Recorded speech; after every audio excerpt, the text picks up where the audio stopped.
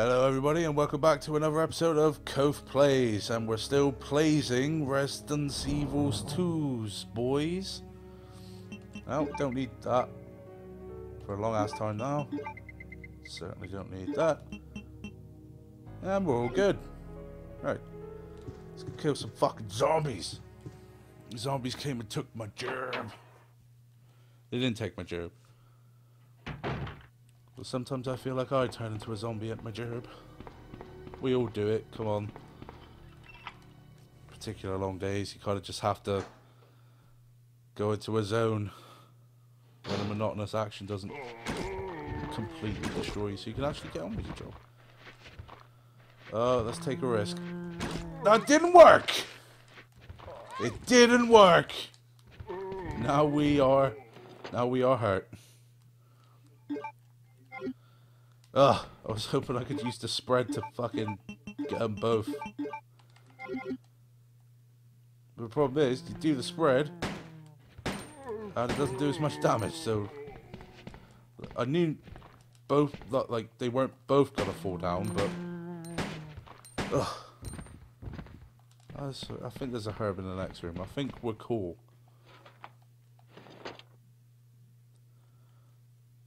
Looks like soap.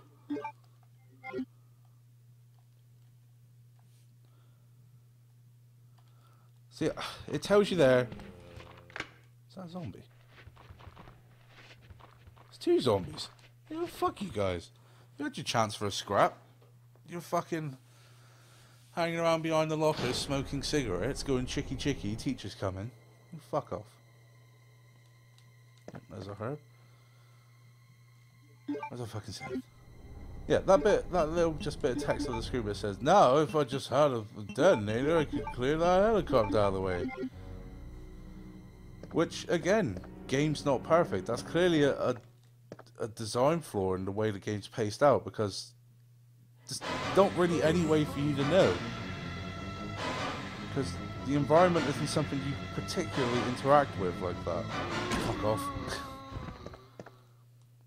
So... the game obviously felt the only way that people would get it for sure is if you just put it on Front Street. It's like, if you're wondering where to go this way. Cheers, game.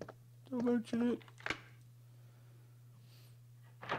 Because before this, your only indicator was hearing the scream, and Claire turns in its general direction. It's not really enough for a game in that day and age. It's not this day and age anymore. Maybe the summer holidays, but I ain't in school, so I don't mean shit other than work is slightly busier for the next couple of weeks. I cannot see at all. This is what I get for not putting him down before. I'm doing it now, damn it. Shoot you in the dick. Right in the dick! Yeah.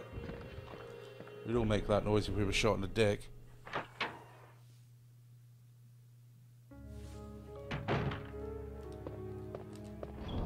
This game is an endless nostalgia train for me. I'm sure many others. I'll get rid of that. Did I need a herb? No. No, not check. It's a powerful bowgun. Yes, I'm sure it is. Sometimes. We're going to get rid of that, and that, and that. So we'll be left with 4 spaces? Should be fine. We'll find out. Item management. Enemy number 1.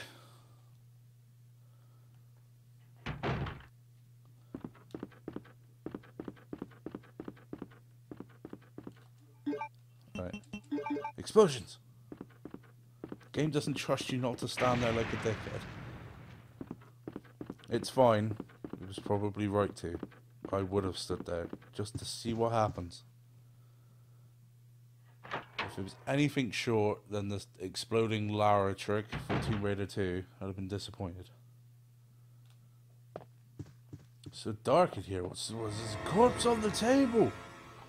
Oh, she's got marinara everywhere. I'm terribly sorry.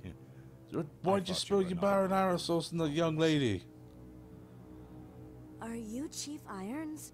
Yes, that's me. See, you haven't read any of the files, which we haven't been. No difference. It just does all seem kind of out of place. It's just like, are you Chief Irons?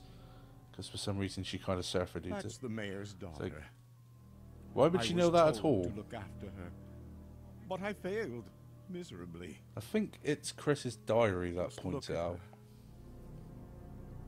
which we picked up. True beauty. So it's our fault for not knowing. Her skin, nothing short. You know, if you want the full story, buy the game. I encourage everyone to buy this game. It's kind of like it's like a footnote in gaming history. Especially if you have any interest in horror / survival horror games, you should buy this. It's fucking. You have a PlayStation 3. It's fucking pretty much dirt cheap on the PlayStation Network. I mean, it's even not that hard to get on PlayStation 1. Like, get a disc copy. You can get like a.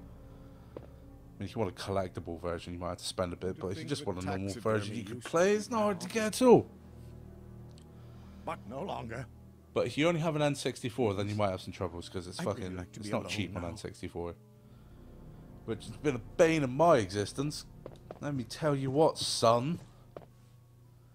Quite the Resident Evil fan. Got a nice little shelf of it over there. Well, a couple shelves, really. And I would like to collect a version of every Resident Evil game on every platform it was released on. So, for example, Resident Evil 2, I've got it on Dreamcast, I've got it on GameCube, I've got it on PlayStation, I've got a digital download on PlayStation 3. Now, I'm not going to get too fussy about the digital downloads, because there's so many platforms that shit can come out on. More the hard copies of stuff. And speaking of hard copy, officer, I was not doing a thing. I'm just trying to help her. Let me go. Easy, easy there. Yeah, the N64 copy of Resident Evil 2. You're safe now. It's not hard to find. It's hard to find in a good condition at a good price. Now, where I work, Leon, it's kind of like second-hand retail of games, electronics, and such. We've recently started doing Nintendo 64 stuff again, which I believe the company did a long time ago. My name's Claire. Was now bring the retro kind of category back and starting with N64. You know where your parents now, are? as it's They both work at the Umbrella meant to be near the city limits. more like good, solid collector's items, what are you doing here? slightly higher standards attached to them. And told me to go to the police So we have unboxed, which would be just the cart, as long as the cart looks like it's working. And you got boxed, which, you know, got the box, got the manual, got the cart, all in reasonable condition. You know, obviously cardboard over 20 years or so is not going to be looking great unless you've taken great care. Which brings us to Mint. Mint condition Resident Evil 2, which if you were to buy from my place of work, which I'm pretty sure you can't yet because no one sold it to us, it'd be £80. I don't fucking want your first aid spray. Which, for, you know, for a guy minimum wage on the hour, £80 on a Nintendo 64 game is quite a bit of bunts. Especially since I had to sell my N64 a couple years ago. Begrudgingly, I assure you. I really wish I hadn't. And more to the fact that I still wish I had it, but I totally got ripped off on it. I came in with my N64, a couple Game Boy Advances, whole fuckload of games from various consoles. Some of them fairly rare stuff. That's Shenmue 2 on Xbox, the original Xbox. Battlefront 2 on the original Xbox, which isn't rare, but it's definitely sought after. I mean, the place where I work sells it for, I think, like 30 quid. I gave this whole bag, a couple bags of stuff. And I fell into the trap. They looked at it all and said, well, what were you looking for it? And in my head, I was thinking, what is the bare minimum I need to make rent? So I said, I think £100. And they were like, sure, I'll give you £100. And I was like, oh, great, I really need that so I don't get kicked out of my house. So I just took it without really thinking. And this was like an independent seller, so I really should have been like, oh, I looked up their worth online. Obviously, you know, you're not going to pay me for like at sale price what they're worth, so maybe like £130. And fuck knows, I might have got it. Might have got that. But I have a feeling that I said I need 100 and they went fucking right. The pigeons walked in, lads. Let's make our bunts. Yes, we don't need that. Now we are going to go use the diamond key, so we don't have to carry that later. I still haven't made up my mind on whether or not I'm going to take the side pack or if I'm going to leave it for Leon. I mean, in general, I give it to Claire because Claire's big badass gun, the grenade launcher, has 3 different types of ammo, so it kind of needs more space if you want to be rocking into the situations as prepared as possible. Whereas Leon just needs shotgun and shotgun shells. And when it comes to the badass times, he just needs the magnum and magnum rounds.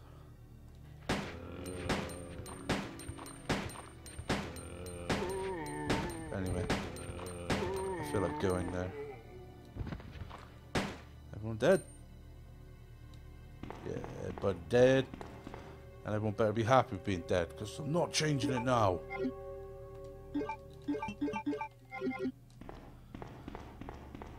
Another thing is I can go pick up the wire and close one of the hallways as like vent protection on the windows. Not that it seems to count for much or fuck. It's like it helps you. He's already dead. It helps you in this scenario if you feel you need to go through either of those fucking prick corridors again, but you don't. So it's kind of superfluous. Just feel like doing it. Right. Good. If that ankle biter had put me down to fucking caution, I would not have been happy. I'd have swore even more. Time is getting upon us. So I shall grab these items and call it a day. Man, it's so dark. I never got why people had such a